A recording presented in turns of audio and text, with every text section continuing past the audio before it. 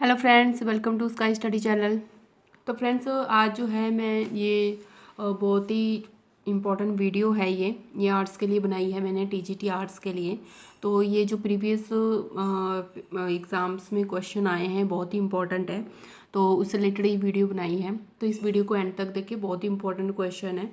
और फ्रेंड्स, इस चैनल पे जो है आपको मैं स्टडी करवा रही हूँ, मेनली टीजीटी कमीशन की अभी तैयारी करवा रही हूँ। तो आप जो है मेरे चैनल पे HPG के current affairs, previous old question paper भी डाले हैं, और कमीशन से रिलेटेड टीजीटी आर्ट्स और नॉन मेडिकल की तैयारी मैंने शुरू करवा दी है। तो आप जो हैं देख सकते हैं मेरे चैनल पे, और भी वीडियोस अवेलेबल हैं। तो अगर आपको वीडियोस अच्छी लगे तो प्लीज़ सब्सक्राइब कीजिए चैनल को, और बेल आइकन भी टिक कीजिए ताकि कोई भी अपडेट हो वो आपको मिल सके। तो फ्रेंड्स, आज हम जो है स्टार्ट करते हैं। तो फर्स्ट क्वेश्चन है हमारा, who built the Khajuraho temple. Who built Khajuraho temples, कि किसने बनाए थे ये मेनली चंदेल ने बनाए थे। खजुराहो जो मंदिर है ये चंदेल ने बनाए थे। और ये हैं कहाँ? ये मेनली जो है भारत के मध्य प्रदेश के हिंदू और जैन मंदिरों का समूह है। तो ये भी पूछ सकते हैं कि किन खजुराहो टेम्पल में मेनली है क्या? ये mainly Hindu group group of Hindu and Jain temples है। ये जैन टेम्पल्स मेनली हिंदू और जैन मंदिरों का समूह है खजुराहो टेम्पल। और ये मेनली चंदेला ने बनाए थे 950 से 1050 ईस्वी में। और मेनली जो है इसमें किसकी पूजा होती है? मेनली ये किससे रिलेटेड है? ये लॉर्ड शिवा से रिलेटेड है, शिव जी से रिलेटेड है मेनली। ठीक है, तो ये कोई भी क्वेश्चन पूछ सकते हैं कि खजुराहो टेम्पल किसका समूह है। तो ये मेनली हिंदू और जैन मंदिरों का समूह है। और ये कौन सी ईस्वी में बने हैं? तो ये, और इसमें मेनली किसकी पूजा होती है, या कौन से भगवान को इसमें मेनली जो है रखे गए हैं, या किससे रिलेटेड हैं? तो वो है हमारे पास लॉर्ड शिवा, भगवान शिव जी से रिलेटेड है ये। ठीक है, तो नेक्स्ट है हमारे पास, the Lodi dynasty was founder by, कि लोधी वंश की स्थापना किसने की? लोधी वंश।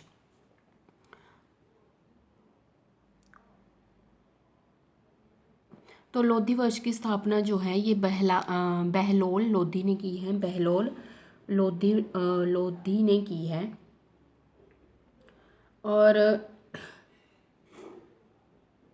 और ये जो वंश था, ये लोधी वंश जो था, इसने दिल्ली के सल्तनत पर उसके अंतिम चरण में मतलब शासन किया था। जो दिल्ली की सल्तनत थी उसमें इन्होंने जो है शासन किया था। और ये शासन जो है 1452 से 1526 तक जो है शासन चला था इस लोधी वंश का। तो ये भी पूछ सकते हैं। और कहाँ पे किया था? दिल्ली सल्तनत में, दिल्ली सल्तनत। ठीक है, तो लोधी डायनेस्टी जो है ये कहाँ किसने की है इसकी स्थापना? बहलोल लोधी ने। और ये दिल्ली सल्तनत पे इन्होंने मेनली जो है शासन किया था। और ये कब से कब तक किया था? इतने से इतने तक किया था। नो नेक्स्ट है, whose philosophy is called the Advaita. किसकी फिलोसफी को अद्वैत का नाम दिया गया है? ये शंकराचार्य के फिलोसफी है जिसको हम अद्वैत का नाम दिया गया है। तो ये मेनली जो है अद्वैत जो ये फिलोसफी है, दर्शन शास्त्र, अद्वैत दर्शन शास्त्र जो है मेनली ब्रह्म से रिलेटेड है। पर ब्रह्म से रिलेटेड है। ये पर ब्रह्म, ये पूछ सकते हैं किससे रिलेटेड है? पर ब्रह्म से रिलेटेड है। तो इसमें मेनली ये बोला गया है कि ब्रह्म को हम ना देख सकते हैं ना फील कर सकते हैं। तो ऐसे ऐसे इस फिलोसफी में बोला गया है। तो ये पर ब्रह्म से रिलेटेड है। नेक्स्ट है, बट इज द 2.5 दिन का झोंपड़ा है क्या? एक मस्जिद है, ये मस्जिद है। एक 2.5 दिन का झोंपड़ा जो है ये एक मस्जिद है। कहाँ पे है? ये है अजमेर सिटी ऑफ राजस्थान। ये भी पूछ सकते हैं कहाँ पे है। ये है अजमेर सिटी ऑफ राजस्थान में। तो ये जो है किसने बनाई थी, ये मोहम्मद गौरी के आदेश से कुतुबुद्दीन ऐबक ने बनाई है। कुतुबुद्दीन ऐबक ने बनाई है और इसका काम जो है मेनली 1192 में शुरू हुआ था और 1199 में ये पूरा तैयार हो गया था। किसने बनाई है ये, कुतुबुद्दीन ऐबक। किसके कहने पे बताई है, मोहम्मद गौरी। ये भी पूछ सकते हैं किसके कहने पे बनाई है, मोहम्मद गौरी। और किसने बनाई है, ये कुतुबुद्दीन ऐबक ने बनाई है, जो कहाँ पे है, अजमेर सिटी ऑफ राजस्थान में है। और इसका काम कब खत्म हुआ, बन के कब ये तैयार हुई है, 1199 में। ठीक है। नेक्स्ट है, who among the Sikh Guru founder the Gurmukhi script. तो मेनली गुरुमुखी है क्या, अगर आप वर्ड देखो, गुरुमुखी, मुख होता है मुंह, तो गुरुमुखी का मतलब होता है गुरुओं के मुख से निकलती हुई, जो वाणी निकलती है गुरुओं के मुख से, उसको गुरुमुखी का नाम दिया हुआ है। तो ये किसने बनाई थी, ये गुरु अंगद ने बनाई थी, जो कि दूसरे गुरु थे, सिख गुरु, सेकंड सिख गुरु हैं ये, सेकंड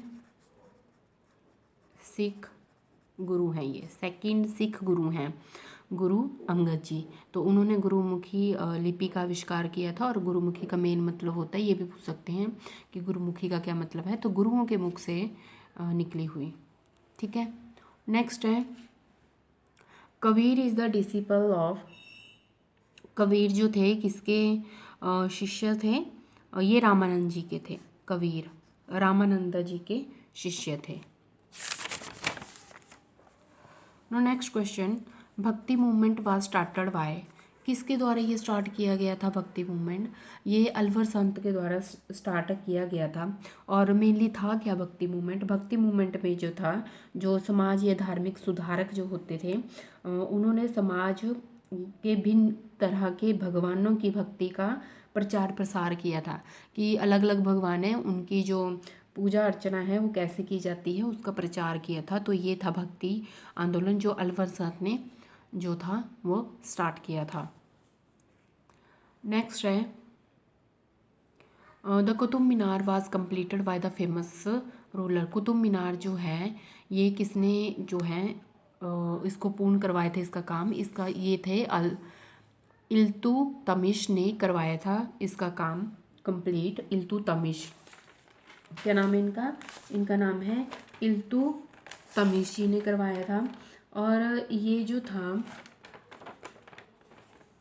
और ये कंप्लीट इल्तुतमिश ने करवाया था। और स्टार्ट किसने करवाया था, ये कुतुबुद्दीन ऐबक ने ही करवाया था। कुतुबुद्दीन ऐबक, ये कुतुबुद्दीन ऐबक ने, जो मैंने ये पीछे भी बोला, कुतुबुद्दीन ऐबक ने जो था 2.5 दिन का झोंपड़ा जो है, ये भी कुतुबुद्दीन ऐबक ने ही बनाया था। तो ये कुतुब मीनार जो है ये मेनली दिल्ली में है। और आपको पता होगा कि ये सबसे ऊंची मीनार है। और ये कुतुबुद्दीन ऐबक ने इनका काम शुरू करवाया था, बट उन्होंने में जो था मेनली बेसमेंट ही बनाई थी, बेसमेंट ही तैयार करवाई थी उन्होंने।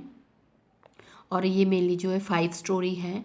तो उसके बाद जो है इसका काम जो है इल्तुतमिश ने कंप्लीट करवाया था। और इसकी ऊंचाई भी पूछ सकते हैं, ऊंचाई कितनी है इसकी, ये है 72.5 मीटर, या फीट में पूछा जाए तो 239.5 फीट। ठीक है। तो ये भी पूछ सकते हैं, ऊंचाई भी पूछ सकते हैं, मीटर या फीट में किसी में पूछ सकते हैं।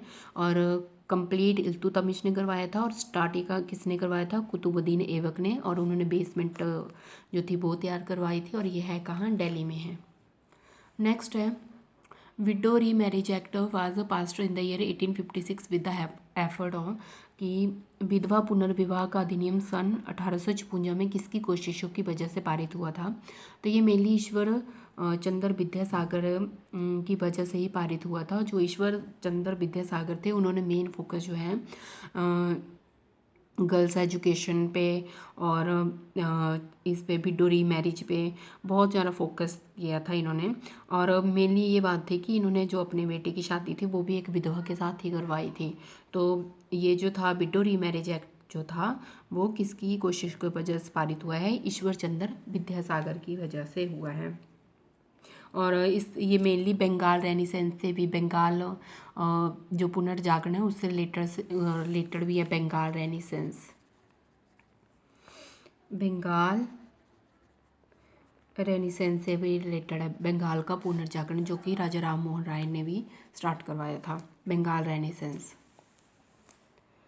नेक्स्ट है, और फ्रेंड्स इस रिलेटेड मैं पहले भी वीडियो डाल चुकी हूँ, अलग अलग समाज, आर्य समाज, जो भी अलग अलग हैं वो उससे रिलेटेड मैंने पहले भी वीडियो डाली हुई, तो उस वीडियो का लिंक मैं आपको डिस्क्रिप्शन बॉक्स में दे दूँगी, तो वहाँ से आप देख सकते हैं। नेक्स्ट है, in which year the Cripps mission arrived in India. कब पहुंचा क्रिप्स मिशन इंडिया में? ये 1942 में पहुंचा था। तो ये था क्या, मेनली क्रिप्स मूवमेंट था क्या?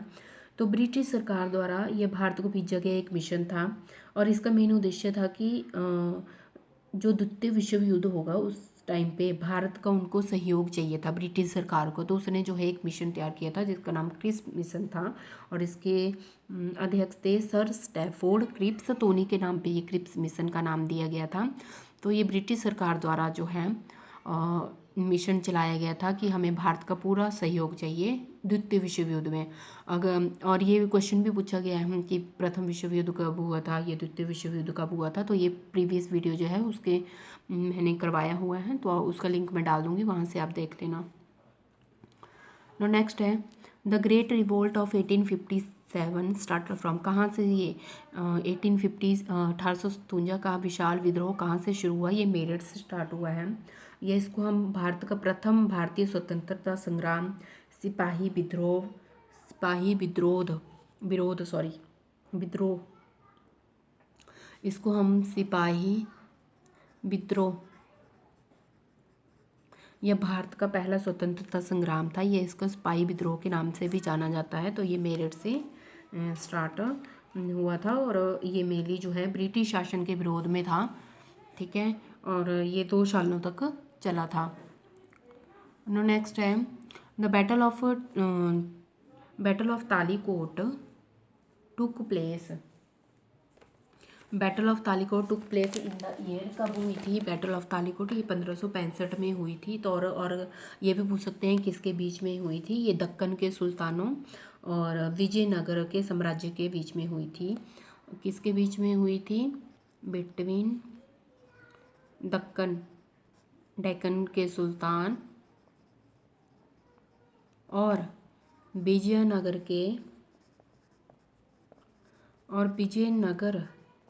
साम्राज्य के बीच में लड़ा गया था, और इसमें हार किसकी हुई थी? विजयनगर की हुई थी। विजयनगर जो था वो हार गया था, ठीक है। किसके बीच में हुई थी? दक्कन के सुल्तान एंड विजयनगर साम्राज्य, ठीक है, इंग्लिश में डेक्कन एंड विजयनगर, ठीक है। नेक्स्ट क्वेश्चन है 13, who led Maratha forces in the third battle of Panipat. तो किसने जो है तृतीय पानीपत संग्राम के समय मराठा सेना का नेतृत्व किया था? ये थे सदाशिवराव भाऊ। तो उन्होंने जो है पानीपत की तृतीय युद्ध में मराठा सेना का नेतृत्व किया था।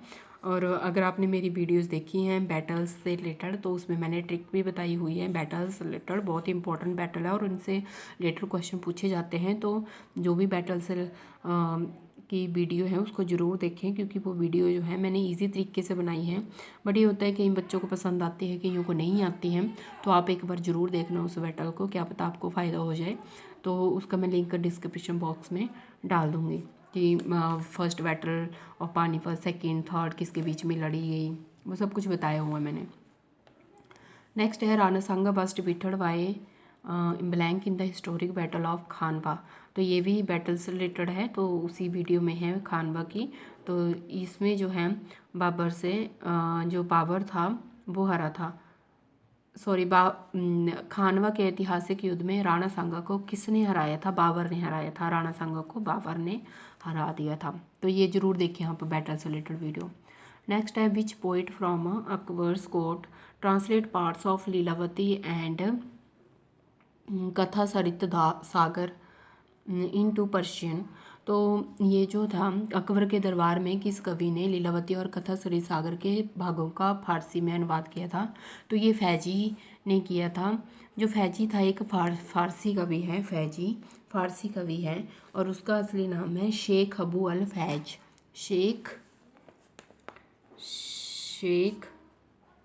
अबू अल फैज। तो ये भी पूछ सकते हैं कि उसका ओरिजिनल नेम क्या था, तो ये एक फारसी कवि था। नेक्स्ट है, who brought to Ashoka pillars from Topra Ambala and Meerut to Delhi, कि अशोक के 2 स्तंभों को टोपरा अम्बाला और मेरठ से दिल्ली में लाने वाला कौन था? तो ये थे फिरोज शाह तुगलक जी, जिन्होंने अशोका के स्तंभों को टोपरा और मेरठ से दिल्ली लेके आए थे। नेक्स्ट है, who looted Delhi and imprison the Mughal emperor in 1739, कि किसने दिल्ली को लूटा और मुगल सम्राट को 1739 में कैद कर लिया था? तो ये बहुत इंपॉर्टेंट क्वेश्चन है, ये मैक्सिमम टाइम पूछा जाता है। तो ये नादिर शाह जी थे, नादिर शाह, ये आपको लर्न करना पड़ेगा, नादिर शाह। नेक्स्ट है, who was defeated in the second battle of Tarain, तो कि द्वितीय तराइन युद्ध में कौन पराजित हुआ था? तो ये पृथ्वीराज चौहान जी जो थे हार गए थे, और किसके बीच में हुआ था? मोहम्मद गौरी और पृथ्वीराज चौहान। तो ये बैटल वाली वीडियो में ज़रूर देखें, आपको बहुत ही इजी ट्रिक बताइए, आप कभी नहीं भूलोगे वो।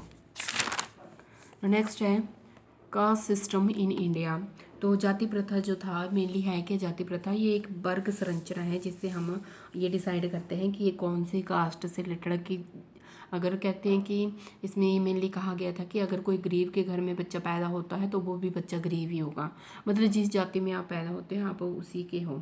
तो ये एक जाति की संरचना है, वर्ग संरचना है, ठीक है। और कास्ट सिस्टम में ऑप्शन दिए हुए थे, तो उसमें से ये था कि जाति जो प्रथा थी वो लेटर जो वैदिक पीरियड था उसमें बहुत ही रिजिड हो गई थी, कि बहुत ही सख्त हो गई थी जाति प्रथा। कब हुई थी? ड्यूरिंग लेटर वैदिक एज, तो ये पूछा हुआ था, वैदिक पीरियड से रिलेटेड था।